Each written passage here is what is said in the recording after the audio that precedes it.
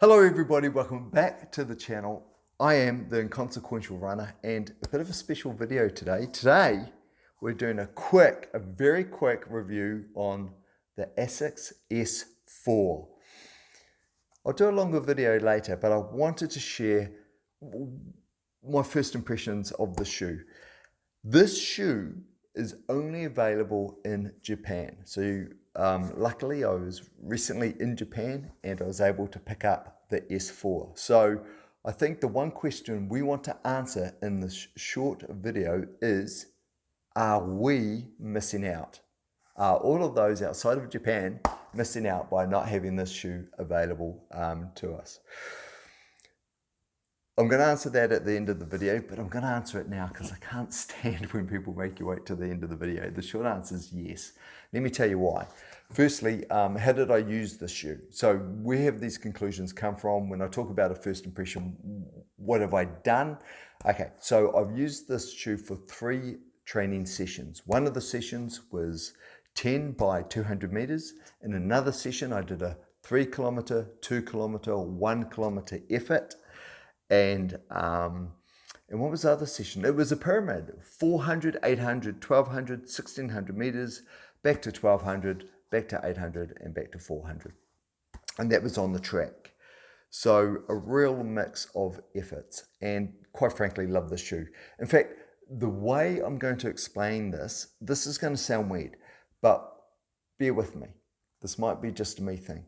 But what I found with this shoe is when I started to fatigue, it enabled me to keep the speed going. You know, when you fatigue and your form starts to go, I find some shoes, when your form starts to go, the shoe, and probably rightly so, doesn't help you and the speed really drops away. This shoe, the S4, helps you.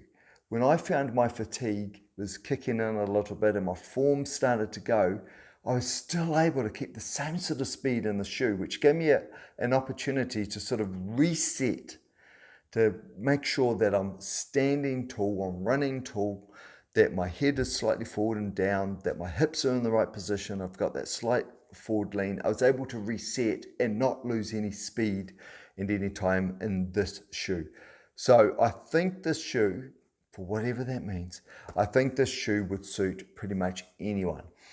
Because it is a fast shoe, you do have a full-length carbon plate in it based on, or inserted in, Flight Foam Turbo, and that's the key difference between this shoe and, say, the Magic Speed 3, which has Flight Foam, help me with this one, Flight Foam Blast. I don't know if it's the Plus. Hold on, I think I've got it. Have I got it up on screen?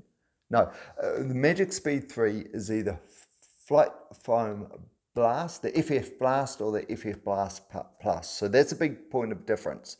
This is the Turbo. Okay, let's quickly roll through the shoe. So the tongue, super thin, nothing to it, no padding, aerated. Laces, perforated on the edges, work a treat.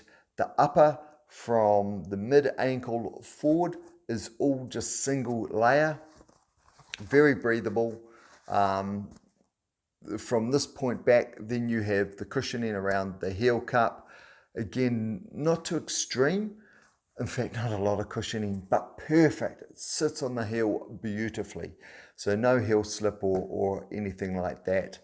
In terms of the sizing, for me, true to size, US 10. In terms of weight at that size, 249 grams. I think Asics say 241 grams for the 8.5, so they're accurate with that. In terms of the drop, we're looking at 34, I'm going from memory, 34 at the back, yes, this is right, 28 at the front, so that's a 6mm drop.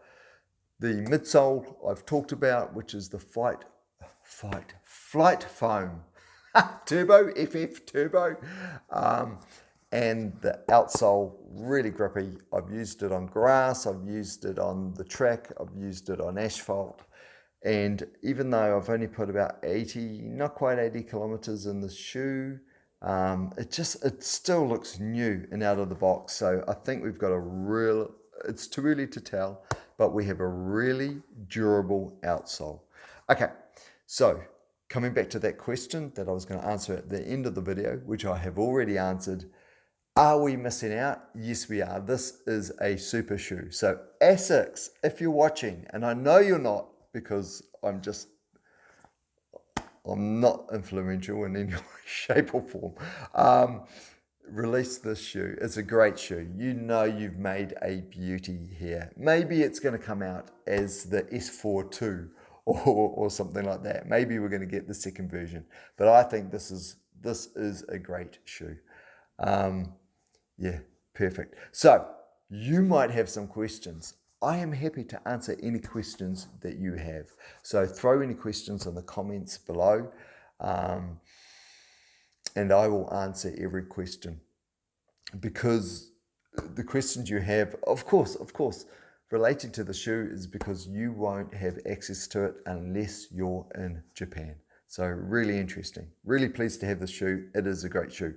What shoe has this replaced in my rotation? I think if I hark back a little while and even start from the Nike Tempos, it would replace that. Certainly again in the Nike range, the Zoom Fly, don't need that.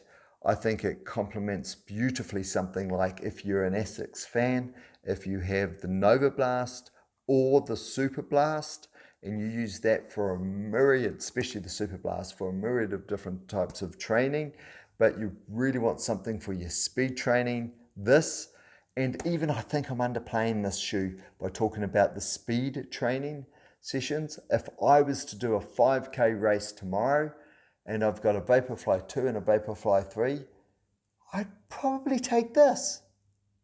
Yeah, I would.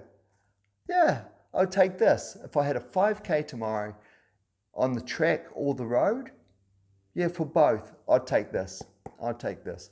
10K, I don't think this will be a problem. Half marathon, I don't know. I haven't tested it for that, and I've got no idea. But 5 or 10K, yeah, I would.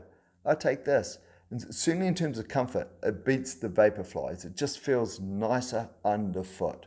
Where the Vaporfly 2 and 3, you know, the feeling's a little bit different. You know it's a race shoe because it doesn't feel as comfortable as, you know, your normal, decent, well-made daily trainer. Anyway, S4. I'm actually loving the shoe more at the end of this review than at the start. Hey, look, thanks for making it to the end of the video, especially because I try and do these videos all in one cut, which I have in this one. Saves me editing time, but what it means is I'm not pre-thinking about what I'm going to say too much because I don't want it to be too sterile. I want the honest key points to just sort of roll off my tongue as I talk about the shoe. Anyway, this video, it's getting way too long now. It's getting way too long. I am the Inconsequential Runner. Thank you for watching to the end of the video. Any questions you've got on the S4, which clearly excites me as a shoe, throw them in the comments. I will answer them. If you like this video, and you shouldn't because it's crazy, hit like, but you shouldn't be doing that. But if you do want to stay in the loop, hit subscribe. Should do that. And I'll catch you in the next video. Until then, enjoy your next run. Catch you later.